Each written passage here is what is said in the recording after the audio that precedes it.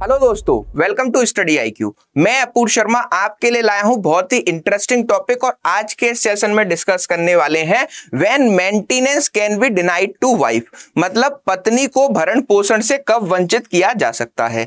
आज का ये सेशन बहुत ही इंटरेस्टिंग होने वाला है क्योंकि आज हम देखेंगे कि कब एक वाइफ को मेंटेनेंस नहीं दिया जाएगा, क्या क्या वो ग्राउंड्स होते हैं जिसमें एक पति बच सकता है अपनी वाइफ को मेंटेनेंस देने से।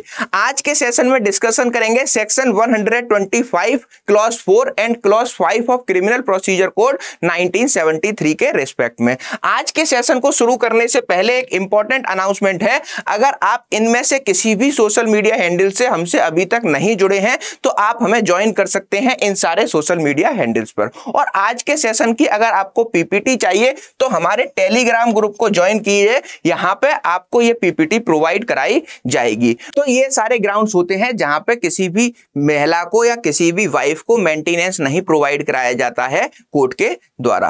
क्लियर? तो चलिए समझते हैं इन सारे ग्राउंड्स को एक एक करके। पहला पॉइंट है हमारा wife living separately without sufficient cause, जहां पे हमारी कोई भी वाइफ अपने हस्बैंड से क्या करती है, बिना सफिशिएंट कॉज के ही उसका घर छोड़कर उससे अलग रहने लगती है। तो ऐसी सिचुएशन में उस वाइफ को जो है मेंटेनेंस नहीं दिया जाता है कोर्ट के द्वारा, क्योंकि उसके पास कोई भी सफिशिएंट ग्राउंड नहीं है अपने हस्बैंड से अलग रहने का। तो यहां पे अगर कोई भी महिला अपने पति से लड़ाई झगड़ा करके अलग रहने लगती है तो पति द्वारा उसको मेंटेनेंस देने का कोई भी ऑर्डर पास नहीं किया जाता है कोर्ट के द्वारा। क्लियर? मूविंग अहेड, दूसरा पॉइंट है वाइफ लिविंग इन एडल्ट्री। दूसरे पॉइंट का मतलब है कि अगर किसी भी महिला का पति अभी जिंदा है और वो वाइफ क्या कहते हैं किसी दूसरे व्यक्ति के साथ एडल्ट्री के रिलेशनशिप में आ जाती है तो ऐसे केसेस में कोर्ट जो है उस महिला को मेंटेनेंस अवार्ड नहीं करता है। क्लियर? मूविंग अहेड, अब चलते हैं हमारे तीसरे पॉइंट की ओर और तीसरा पॉइंट बताता है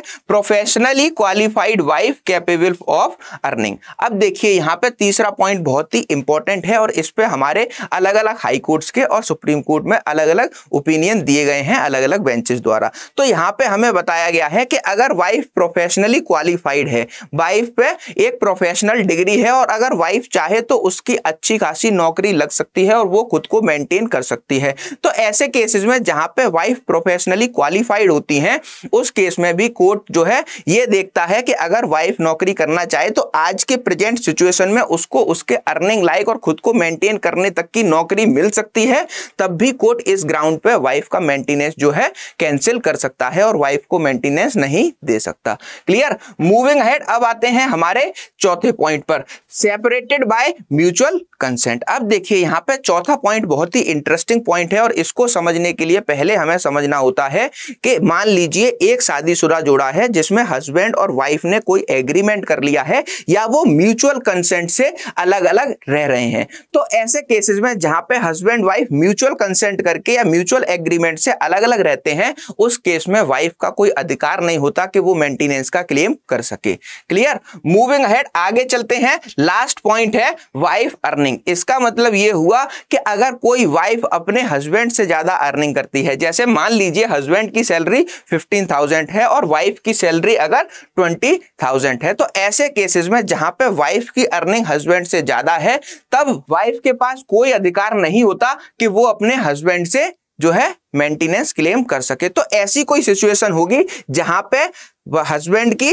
तनख्वाह कम है और वाइफ की तनख्वाह ज्यादा है, तो ऐसे केसेस में वाइफ का मेंटेनेंस का अधिकार कोर्ट द्वारा कैंसिल कर दिया जाता है। क्लियर? मूविंग अहेड, अब आते हैं हमारे लीगल प्रोविजन पर और सेक्शन 125 क्लॉज 4 पे कि क्या कहता है हमारा सेक्शन 125 क्लॉज 4। देखिए, no wife shall be entitled to receive any allowances from her husband under this section if she is living in adultery और if without any sufficient reason she refused to live with her husband or if they are living separately by mutual consent. यही सारी चीजें, यही सारे point हमने जो है detail में अभी एक एक करके जाने हैं जो कि हमारे section 125 of criminal procedure code के क्लॉज 4 में बताए गए हैं। और यहां पे क्लियर किया गया है कि अगर कोई वाइफ एडल्ट्री में रहती है या फिर विदाउट सफिशिएंट रीजन जो है अपने हस्बैंड से अलग रहती है या फिर वो म्यूचुअल कंसेंट करके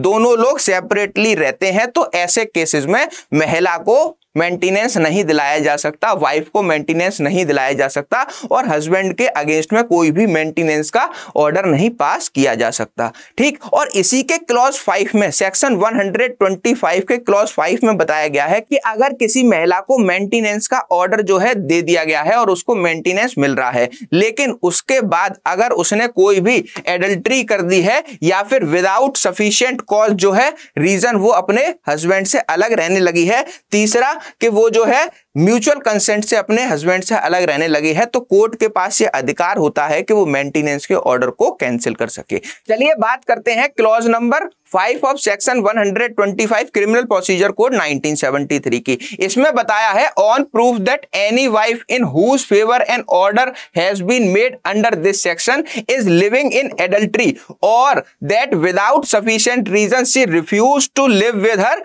हस्बैंड और that they are living separately by mutual consent, the magistrate shall cancel the order. ठीक, तो यहां पे सेक्शन 125 क्लॉज 5 में मजिस्ट्रेट को यह अधिकार दिया है कि अगर कोई भी मेंटेनेंस का ऑर्डर उसने हस्बैंड के अगेंस्ट में दे दिया है और उसके बाद अगर ये चीजें प्रूव हो जाती हैं कि वाइफ एडल्ट्री में रह रही है या फिर म्यूचुअल कंसेंट से वो दोनों अलग रह रहे हैं या फिर वाइफ जो है विदाउट सफिशिएंट कॉज जो है अपने हस्बैंड से अलग रह रही है, तो ऐसे केसेस में क्या होगा, ऐसे केसेस में उस मेंटेनेंस के ऑर्डर को कोर्ट कैंसिल भी कर सकती है। क्लियर? तो आज के सेशन में हमने डिटेल डिस्कशन किया है कि कब एक पति को अपनी वाइफ को मेंटेनेंस नहीं देना होगा और किन ग्राउंड्स पर वाइफ के मेंटेनेंस को रिजेक्ट किया जा सकता है कोर्ट के द्वारा। क्लियर? मिलते हैं नेक्स्ट सेशन में।